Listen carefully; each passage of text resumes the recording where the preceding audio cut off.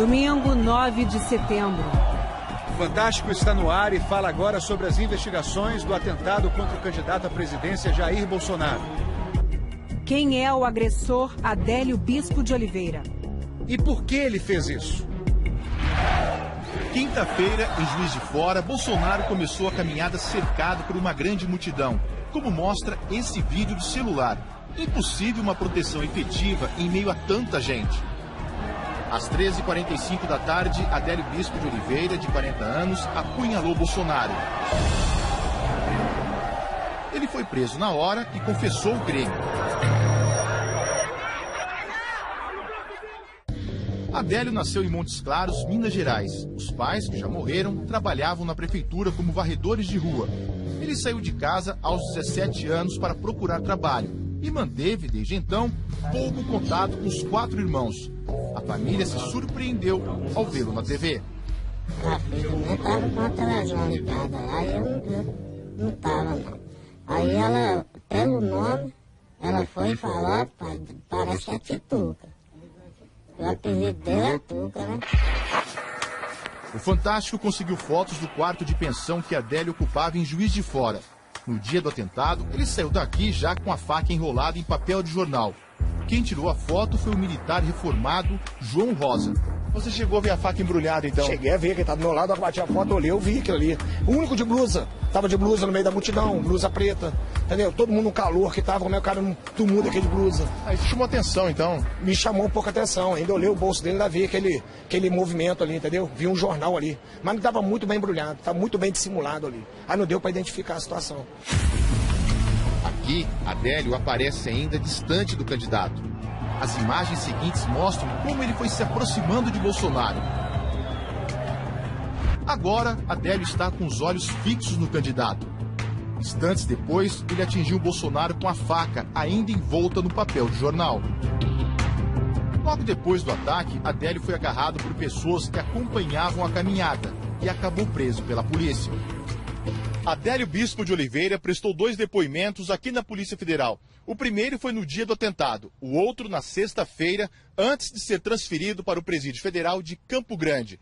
O Fantástico teve acesso a tudo o que ele disse oficialmente para os investigadores. Com base nos 2 depoimentos, o Fantástico mostra agora em detalhes a versão de Adélio Bispo de Oliveira.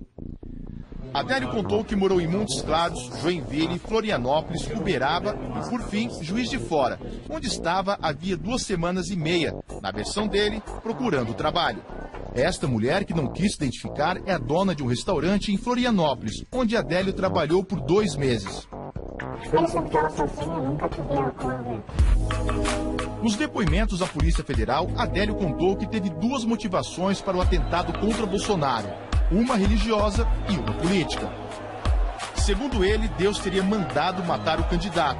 Adélio disse que tentou matar Bolsonaro porque, sendo de esquerda, discordava do que acredita serem ideias de Bolsonaro contra homossexuais, negros, pobres e índios. Ele disse que essas são posições de extrema direita. Adélio também contou por que saiu do PSOL, partido do qual foi filiado em 2007 a 2014. Ele queria se candidatar a deputado federal, mas, ao ser recusado pelo partido, se desfiliou. O envolvimento dele com a política começou antes, em setembro de 2005, durante os protestos contra o mensalão, um esquema de compra de votos e parlamentares revelado durante o primeiro governo Lula. A partir daí, Adélio dá sinais de mania de perseguição. Diz que passou a ser perseguido por grupos políticos e membros da maçonaria. Com medo dessas supostas perseguições, ele fez um curso de tiro nesse clube em São José, região metropolitana de Florianópolis. Conta que pensou em comprar uma arma, mas não conseguiu dinheiro para isso. O Fantástico teve acesso também ao depoimento de um dos seguranças de Bolsonaro. Ele disse que Adélio insistiu em tirar uma foto com o candidato, mas não tinha uma câmera e carregava na roupa um objeto envolto de um jornal.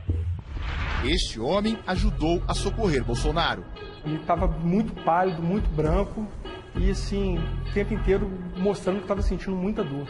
Adélio Bispo de Oliveira é defendido por 4 advogados.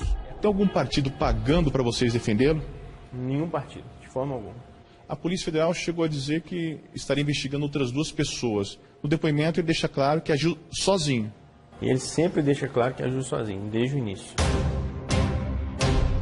Ele premeditou o crime. Premeditou, certamente ele premeditou. Ele saiu de casa para cometer. A intenção era matá-lo. A intenção era matá-lo, certamente era matá-lo. O outro advogado de Adélio é Zanoni Manuel de Oliveira Júnior, que já participou de casos de grande repercussão, como o do goleiro Bruno e da missionária Dorothy Stang, morta no Pará em 2005, por causa da sua luta contra o desmatamento. Alguma igreja pagou o senhor para fazer esse trabalho? Não. Somente essa pessoa. Eu acho que ela conhece a família, conhece o Adélio, mas o contato parece por conta de religião. Anos atrás, numa visita à família, Adélio deixou uma mala fechada. Dentro, apenas algumas roupas e uma Bíblia, como conta uma sobrinha dele. A coisa que eu fazia, que eu ficava o tempo todo lendo a Bíblia. Eu gostava de estudar a Bíblia.